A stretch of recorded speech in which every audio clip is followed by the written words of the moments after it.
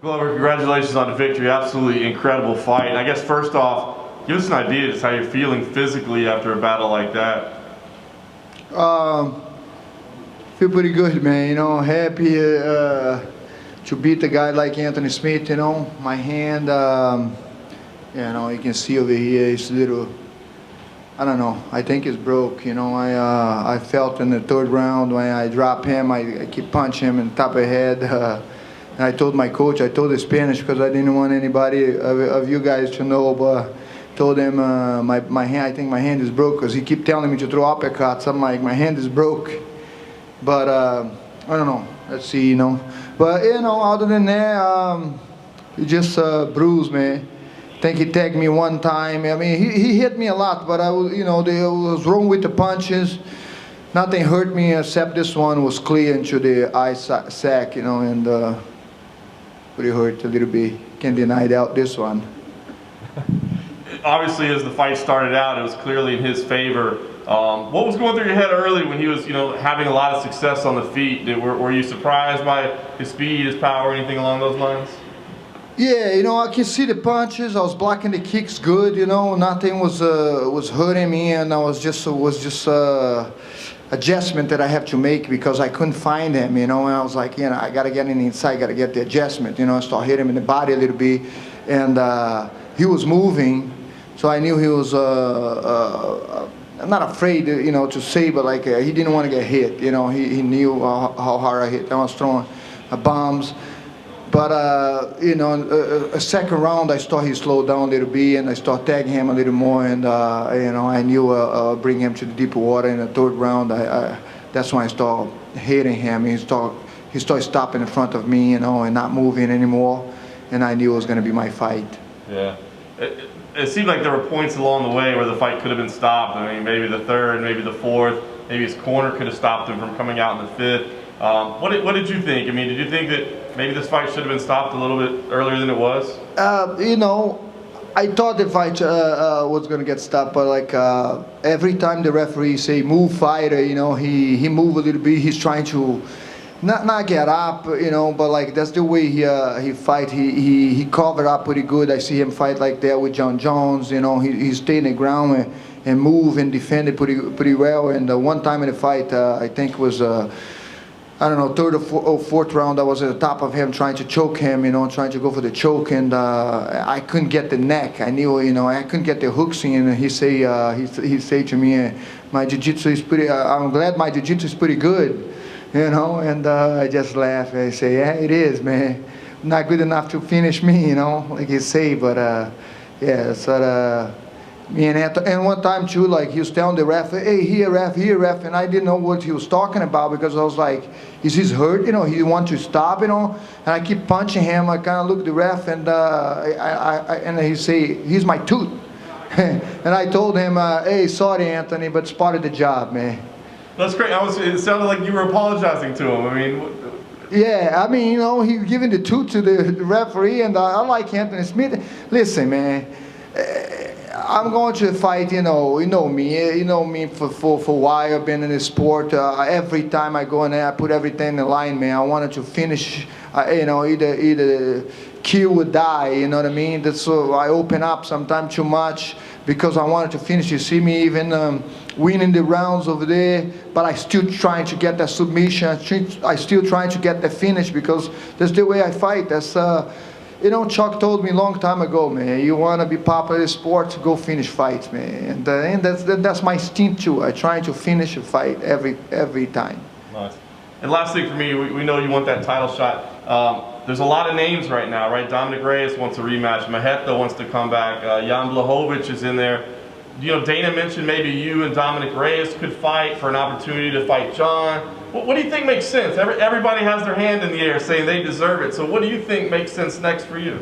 Whatever. Any of those three guys that you just say, man. I just told over there, Jan, if he's Jan Blachowicz, right? If you don't want to wait for John Jones for a long time, I don't know. Let's do it, or whatever. Any of those three guys that you mentioned, respect all of them. Maheta in Brazil, I mean, right now, I don't know, because with all the situation, it'd be a good fight to do it in Brazil. But you know, I like Jan too. You know, I like the way he fights, man. He's been fighting really good. You know, I've been fighting really good. It's not a bad fight. Glover, right here. Of those three names presented to you, which one do you think would present the greatest challenge to you? They all are, man. They all are. You know, they all, you know, they're all tough guys, man. They over there for a reason, you know. And I couldn't say. It doesn't matter to, you know. Any of those three guys are good, and it's a great.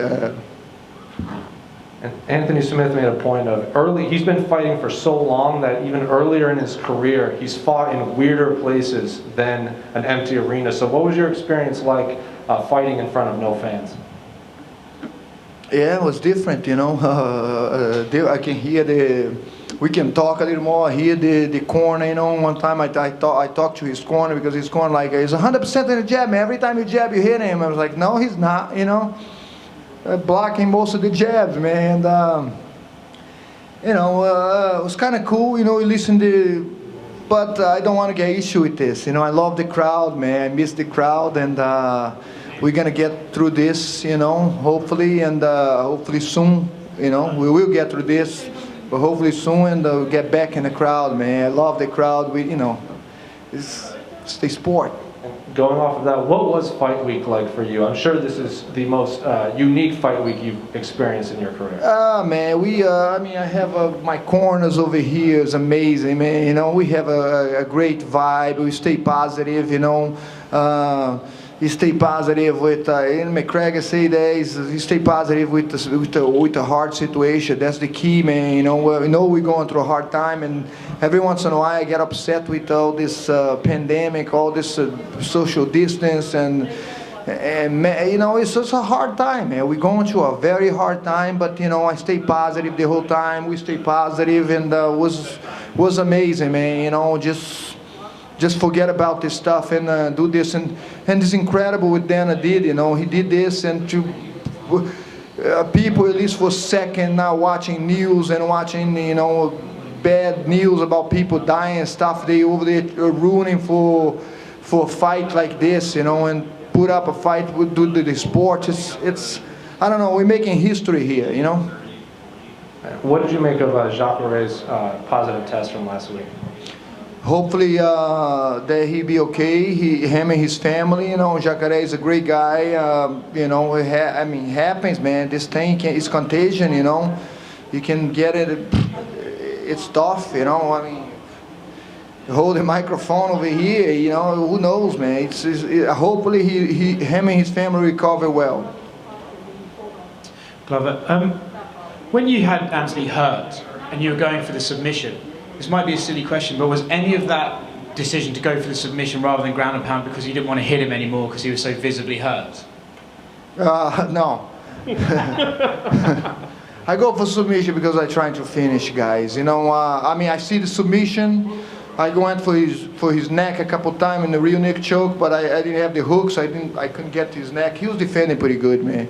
And I went to Katagatame for a little bit, and his jiu-jitsu is great, you know, great defending, you know. So not really, just trying to finish, just trying to take him out of there, you know. It's tired, man. Did you notice he had some, like, it seemed like he had an injury to his eye. Whenever you touched his eye, he seemed to react to it. Did you notice that in there? I know his face was hurt because I was hitting with my hand is hurt. It's hurting right now from hitting me. I know his face was hurt, you know. And like I say, you know, he gave the tooth to the referee. That's why I don't know. He actually stole the referee. He's my tooth, and I apologize to him. Say, hey man, I'm sorry, man, but it's part of the job, you know. Yeah, it is what it is, man. After the fight, John Jones tweeted and then deleted a joke about Anthony's recent home invasion. He said something like, "Oh, it's a good thing you didn't want a TV," implying that you could have gone into his house. Do you think that sort of stuff is necessary at all, or do you think that's John? What did he say? He was making fun of Anthony's recent home invasion and saying that if you had broke into Anthony's house, there was nothing he could do about it, basically. That's so stupid. That's so stupid, you know. You know, I don't talk shit about John Jones, man. People ask me all the time what he say, what he's done you know, getting with whatever he done, you know, like hitting pregnant woman, and I never judge people outside. I even told him, you know, me, man, I'd never judge anybody outside the octagon, and I say, hey, it's not my job to judge him outside of the octagon, you know, whatever he does outside. I mean, we all do stupid shit, you know, and for him to say something like that, man, that's so stupid, because the guy have a family there, and that's probably the stupid thing he ever say, you know. Tell John Jones to take care of his stuff, man. He's like got a lot of stuff to take care of, you know.